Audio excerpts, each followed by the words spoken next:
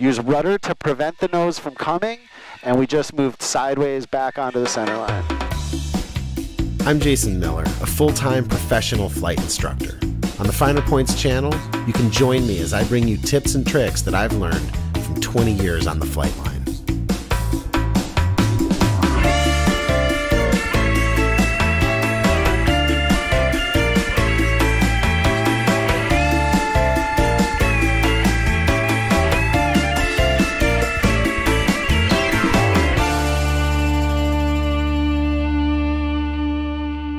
Aviators, welcome back to the Finer Points. In this video, I'm going to show you an exercise that you can do with your CFI or with your student to really perfect side slips.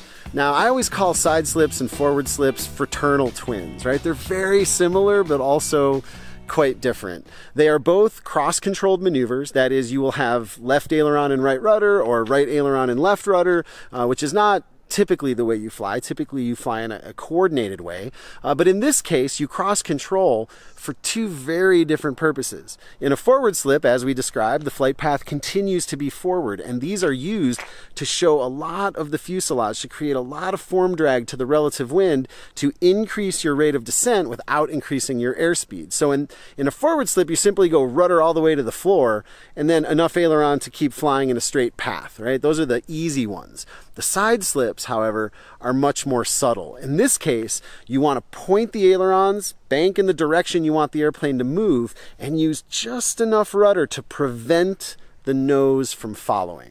All right, so I'm going to show you an exercise you can do on a long runway where we just kind of side slip back and forth in a zigzag pattern in an effort to get familiar with exactly how little rudder you need. Now, I shot this video when I was out filming the skills videos for our ground school app. If you haven't seen that yet, there is now a knowledge side and a skills side. So if you haven't gotten your free 3-day trial, definitely check out Ground School. It doesn't really matter what country you're in. Flying an airplane is flying an airplane.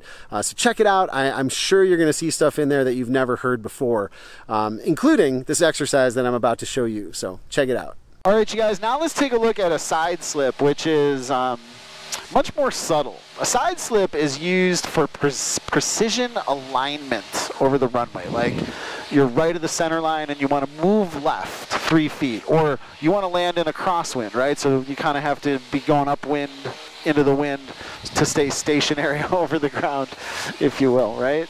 That's a side slip, and like I said, it's the same basic idea. We're going to use opposite rudder, opposite aileron, but it's shades of gray that make the whole difference. So let's see how this looks. Now, in a side slip, as I mentioned, we're using the same cross-controlling inputs, but the idea here is to move sideways over the ground while keeping the nose straight. So we're not going to use full rudder. In fact, we're only going to use enough rudder to prevent the nose from turning. That's it.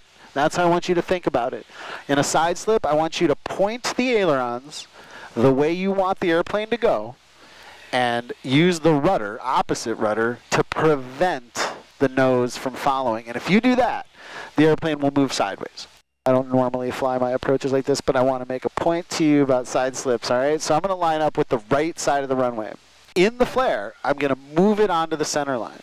And I'm not going to, and the nose is going to be down the runway the whole time, all right? So this is like as if I got blown off the center line, or I just missed the runway, or whatever. Something happened, I didn't line up right.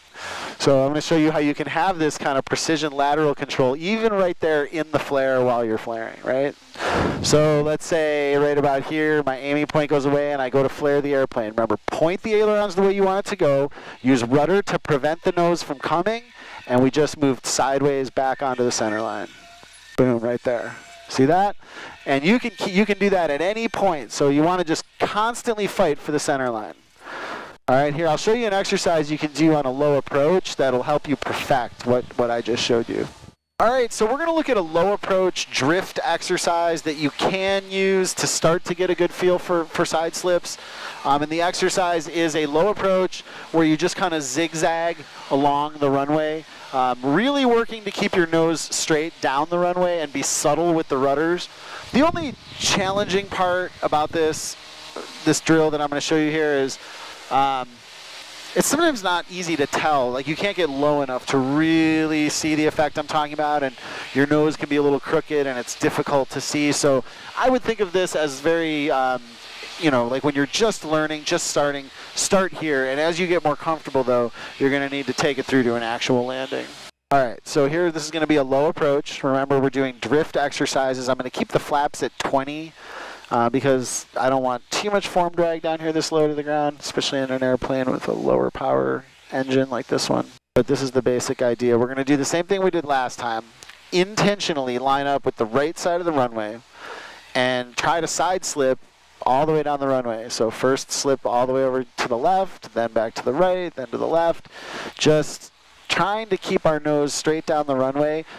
If you know, your instructor should be managing the power here. If you're doing this on your own, make sure you're using enough power to fight the drag and fly level. But even here at 100 feet, it's a little bit tricky to see it. Anyway, this is what it looks like. We're going to go left first. So I bank. Remember, point the ailerons the way you want the airplane to go and just prevent the nose from following.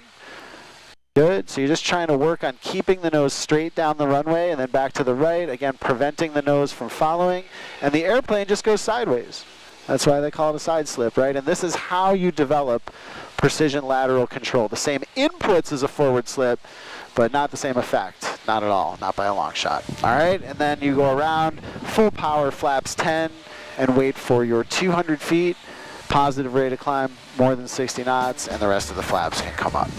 All right, aviators, that's all for this video. I hope you enjoyed that exercise. Definitely try that next time you're out with your instructor or out with a student, or if you're having trouble with that very, very subtle rudder application in the side slips.